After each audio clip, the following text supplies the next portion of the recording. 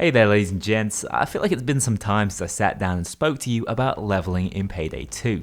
Now that we have all the planned cosmetic rewards in game, actually hitting that crucial Infamy 100 milestone is a lot more relevant than it once was. Not to mention, a further Infamy endgame was hinted at during the previous developer update. So I've started going infamous again in between the recording of new videos. Generally, this is just a chance for me to relax and play some more casual Payday, whilst also moving closer to that eventual goal of Infamy 500. As you can see, it's not been going great so far, but I am starting to ramp up the process in 2022, and I'm refining my ideal approach. So today I'm going to share with you my usual Infamy routine, which is not only one of the fastest solo leveling strats in the game, but also an incredibly versatile one, in that it can range from being a virtually absent farming method to being a surprisingly fun and intense way to get closer to that incredibly lofty goal of unlocking Robocop.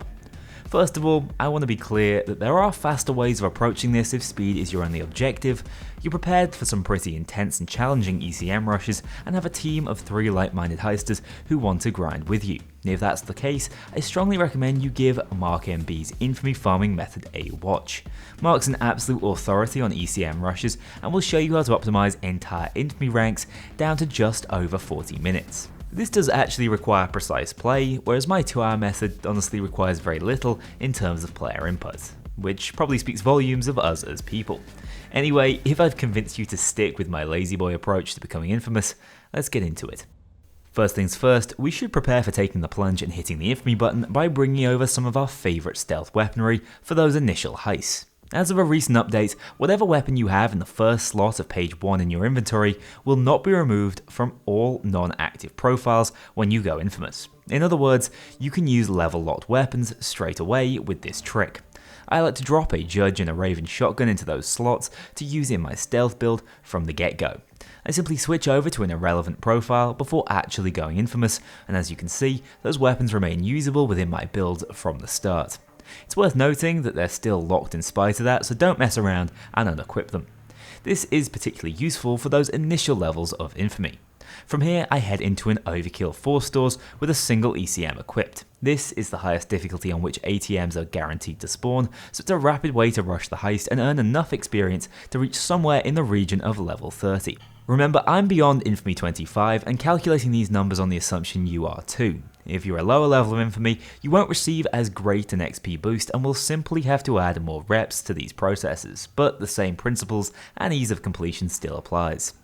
After clearing that first 4 stores, you should have enough skills to put together a basic stealth build. In particular, I prioritize movement speed, lockpicking and ECMs.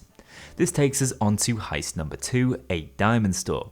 This can be rushed in under a minute with a full team, but solo on death sentence you'll have to stealth it the old fashioned way. Fortunately, it's an incredibly easy heist. Head into the left alleyway, kill the camera operator, continue on to the rear stairwell entrance, and pick off the guards and keycard carrying manager as they patrol this area, as all are eventually hard-coded to do. Control or kill civs and then simply move the diamond bags to the van. This tends to take somewhere in the region of 5 to 7 minutes and should reward you with enough experience to hit level 50. One more stealth heist now, that being Election Day. The beauty of this one is that it can be completed in about 5 minutes despite offering a massive 20% experience boost to your next heist. Day 1, I always rush, guessing the correct truck based on it likely being uniquely coloured and named. This is not always a foolproof strategy, as you can simply guess wrong here and tag the wrong truck. At the end of the day though, day 1 takes less than a minute a try and offers 100,000 experience on its own, so it's well worth rushing in this way. If you do get unfortunate and tag the incorrect truck, seeing this loading screen for the loud plan B approach should be the trigger for you quitting the heist and repurchasing it. After a couple of goes, RNG should be in your favour, sending you on to day 2. Swing Vote really is an easy heist once you get used to it, massively aided by ECMs. Simply find a crowbar, the spawns for which you will easily learn over time, identify the locations of all 6 devices, and hack them without fear of being caught thanks to the power of ECM jammers. You should be aiming for about 4 minutes a run depending on your spawn luck. This moves us up to level 55 and sets things up for the bulk of the run. Now we get onto the loud portion, where I have chosen Holdout to be the key mode for leveling. With the full XP bonuses we have going for us, each completed 9-wave holdout will offer 6 million XP, and we only need just over 23 million to hit level 100. Even better, holdouts are fixed duration heists, lasting somewhere in the region of 30 minutes, meaning we're earning a very respectable 200,000 XP per minute here. Now, when it comes to holdouts, there are multiple approaches you can go for. My first choice is to put together a powerful but easy to use build. Here, this consists of the extremely overpowered Lion's Roar assault rifle, as well as the fittingly infamous DB Grim.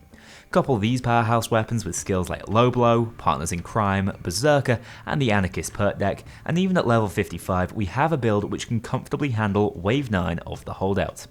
I recommend equipping your bots with weapons like the Stakeout, which is incredibly strong at close range, and placing them near the hostage, but other than that, you're free to run these holdouts as you wish.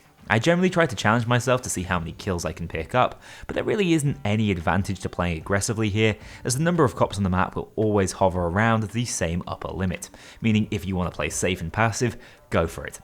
In any case, I find this to be a fairly fun and engaging way to earn some serious XP without too much risk on the other end. You can also vary up the experience by choosing different maps. I find First World Bank, Mall Crasher and San Martin Bank to be the easiest, but others such as Heat Street or Big Bank are fairly accessible too and should be added to your playing rotation to keep the grind from being quite so boring. After making it to the end of this first holdout, I once again head into an election day, grab the stealth bonus and start up another one. This time the plan is to show just how low effort holdouts can actually be. This is an Alesso heist holdout, which also happens to be one of the easiest to complete without actually playing the game. You see, there are these relative safe spots on the heist placed next to the hostage in the booth, which can be entirely abused to AFK the entire heist. Outside of grabbing some converts on wave 1 and 7, I basically do not move from this spot, nor kill any cops. The AI is entirely capable of killing all would-be assailants, covering the hostage and allowing you to watch the most recent Kknowley challenge run on your second monitor. I'm under the impression that this can be done reliably without even being at the keyboard, and can be completed on many of the maps in the mode by hiding out in the spots I'm showing you now. But I've never had complete faith in this method and prefer to remain at my desk whilst playing anyway. Which generally has me begging the question, why am I not playing the video game myself instead of letting it play for me, and ending up participating anyway because I find this boring. But I say to each their own. If you don't have the spare time, this is an entirely legitimate approach to farming infamies without a modicum of player skill or concentration invested. After finishing the admitted snooze fest, you should run one final election day before hopping onto the final heist, in this case the Diamond Holdout. This is probably the most challenging holdout in the game, as it's almost impossible to cheese via the previous method, and 360-degree cover is virtually non-existent. This heist is my favourite pick when I want to feel like I'm actually playing a game with some degree of difficulty to it to not become complacent. With all the skill points of a level 90, I can run skills like body expertise in addition to all the other powerful ones I mentioned earlier, and genuinely have fun playing through the heist. Alternatively, at this point, you can consider a build with all sentry skills. As this mode simply calls for holding down an area for 30 minutes, sentries are actually pretty powerful. Drop them on single fire mode, and they will duly defend the hostage for the entire heist as long as you keep them topped up with ammo. Also, I love the way turrets menacingly threaten the hostages when they have no other targets, it always cracks me up. After either another AFK fest or a fair fight on a holdout such as the Diamond, you will be brought to within touching distance of that level 100 goal. Depending on factors like loot on the Diamond store run, gauge packages found, and team weapon boosts equipped, you may have even already made it there. If not, I like to end off with a relaxing Ukrainian job or Big Oil Day 1 to earn those final dregs of XP. I wasn't rushing my way through this time, as I wanted to showcase everything, meaning the run took about 2.5 hours in total, but I can bring this down to 2 hours by skipping lengthy rewards screens, being faster on the menus, and generally performing a little better on election day. Also, notice that I try to add as much variety to this run as possible, not only to keep it from being such a monotonous process, but also to avoid the XP penalties that come from overplaying a specific heist. If you want a few more high earners to add into your rotation, I unsurprisingly recommend Rats and Cook-Off, as well as Boiling Point. In all, this is a fast and varied route to your infamy goal, be it 100, 500 or even 69. If you're playing the holdouts actively, it should also be a great way to rack up kills and maybe even practice those perk decks or weapons you're not so used to. If, for argument's sake, we say it takes 2 hours to complete an infamy level like this, you're looking at only 950 hours total from rank 25 to 500. I say only after already racking up almost 3,000 myself over the years since Payday 2's release. If you want a fun and unobtrusive method to unlock those top tier cosmetics, look no further and start your grind today. Hell, I'll even challenge everyone watching this video to a race to Infamy 100, starting right here, right now. Let me know in the comments below how far in you are, or if you've already made that lengthy pilgrimage to unlocking this awesome outfit.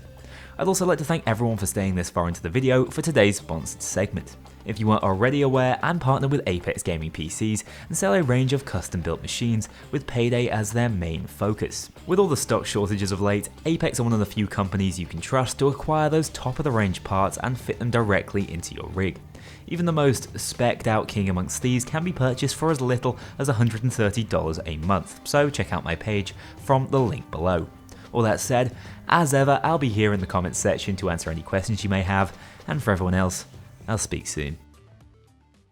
As ever, thank you very much to my mean Infamy patrons and above. If you want to join that infamous club to see yourself in the credits or get early exclusive access to my videos, including the story videos, check out my Patreon link below.